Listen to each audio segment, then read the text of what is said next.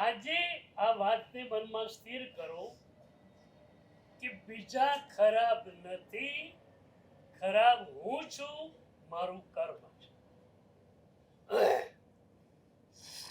એટલે મેં પહેલા કહેલું કે બધા જ સારા જ છે, ખરાબ હોય તો એકમાત્ર હું છું.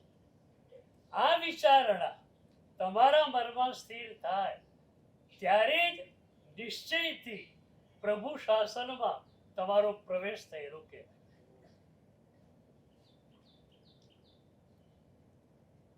પછી આનંદ જ આનંદ. આપણે ત્યાં 80 થી 85% લોકો આર્થિક રીતે સંપન્ન છે, પણ આર્થિક રીતે સંપન્ન હોવા છતાં માનસિક રીતે દુઃખિત છે.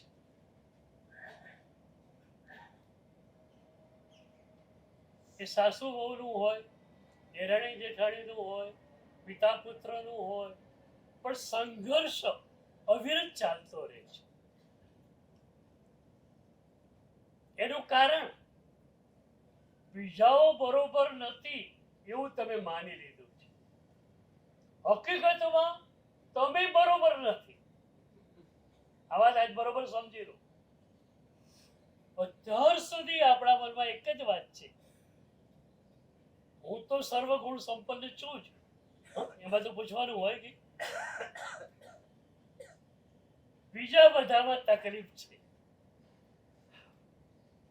પેલા એ આમ કર્યું માટે મને ગુસ્સો આવ્યો, એટલે મને ગુસ્સો આવ્યો એમાં હું જવાબદાર નથી, પેલી વ્યક્તિ જવાબદાર છે.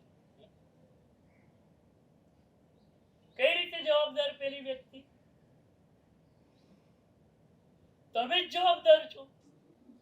તમારું જેવું કર્મ હતું કે એ વ્યક્તિને એવા શબ્દો બોલવા પડ્યા, તો એ વ્યક્તિ બોલી, પણ શેના કારણે બોલી? તમારા કારણે બોલી. તો તમે શી રીતે કહો છો કે એ વ્યક્તિ ખરાબ? કોઈ અંકલ વિના કારણે અડધો કલાક કડવા શબ્દો તમને સંભળાવે છે, એ વખતે તમને શું ભાવ આવે? મારું કર્મ કેટલું ખરાબ છે કે આવા સજ્જન વ્યક્તિને પણ ક્રોધની ધારામાં મૂકે છે.